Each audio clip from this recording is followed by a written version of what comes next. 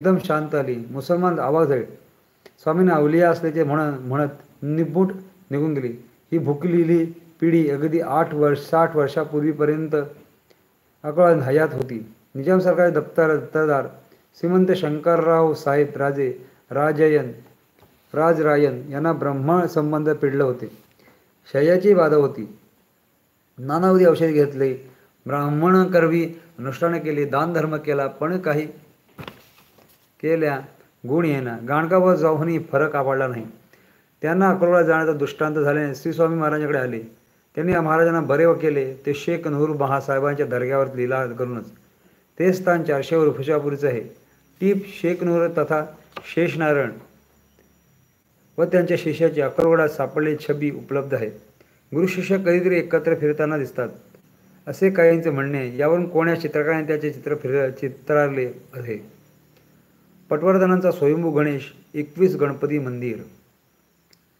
श्री स्वामीराज ज्या स्थानावर बसून अनेक लीला केल्या असे श्री गणेश अक्कलकोटच्या कुंभार मठामागे आहे. हे गणपती अक्कलकोटच्या मूळ स्थानाचा गणपती म्हणून असून लग्नादी शुभकार्याची अक्षता प्रथम स्त्रींना जाते. या मोरयाला स्थानिक लोकात 21 गणपती असे नाभिमान असून पटवर्धनांच्या गणपतीच्या मंदिरात श्री स्वामी बसले होते असाच उल्लेख स्वामींच्या चरित्रात आपण वाचतो. हेच ते मंदिर. राजवाड्याचे गणेश मंदिर नव्हे. स्वामी चरित्र आपण वाचतो तेच हेच गणपती. राजवाड्यातील गणेश मंदिर नव्हे. महान गणपत्य हरभट्ट व बाबा पटवर्धन यांचे घराणे सर्वदिपूज्य श्री गणेशाच्या कृपाप्रसादानेच वैभवशाली बनले.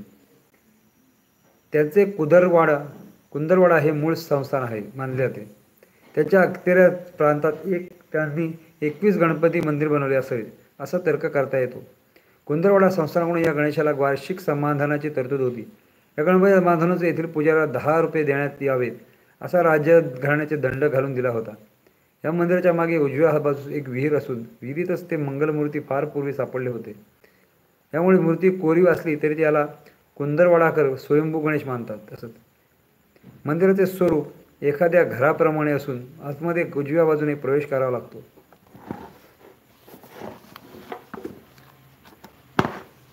मंदिराच्या बाहेर डाव्यात समोर मारुतीचे लहानसे मंदिर आहे. सभोवार बरीच जागा असली तरी या जागेत उपयोग मूर्ती बनवण्याचे ठिकाणी म्हणूनच होतो. या मंदिराचे मुख्य पुजारी श्रीरंग केशवगण ग्रामोपाध्ये हे असून त्यांना ही पूजा मातूर घराण्याकडून मिळाली आहे.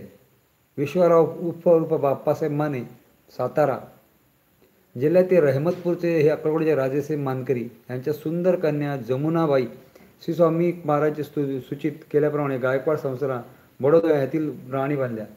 अप्पासाहेब स्वामींचे निस्सम भक्त होते. एकदा अक्कलकोटात तिथे स्वामी दर्शनात आले असता पटवर्धनांच्या यांचा गणेश मंदिरात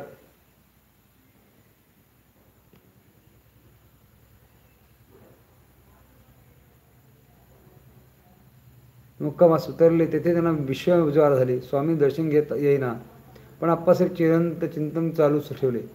एक दिवशी अत्यवस्था होऊन देवळातच बेशुद्ध पडले. भक्त संकटात सापडा लागोलाग स्वामींच्या मंदिरात आले व त्यांच्या अंगावरती 3 वेळा पाय फिरवला. तेथे काही वेळ बसले व निघून गेले. दुसऱ्या दिवशी अप्पासाहेबांचे दुखणे निघून गेले.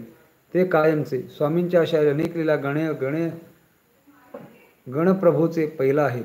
श्री स्वामी चरित्रकार म्हणतात, श्री गाणदेवी खासबेगेत नसून आझाद गल्लीत हक्क्याच्या मारुती मंदिरासमोर मोकळ्या जागेत एक झाडाखाली पारावर आज निमूट बसून आहे. शिवाय ही गाणदेवी नसून ही घाणदेवी अथवा घाणदेवी या घाणादेवी असावी. समोरून पाहता तो नुसताच पाषाण आहे असे दिसत आहे असले तरी जवळून पाहता त्या पाषाणावरून खोलगट आहे.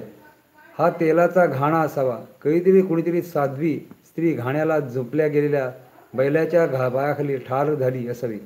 त्यामुळे पुढे या जागेकडे पाहण्याचा समाजाला दृष्टिकोन बदलला. पुढे अक्कलकोटात वासियांना या सणाची खूप धास्ती वाटायची. कारण अगदी दिवसाही तिथे कोणी जगेल्यास किती झपाटते अशी तितकी कुप्रसिद्धी झाली होती.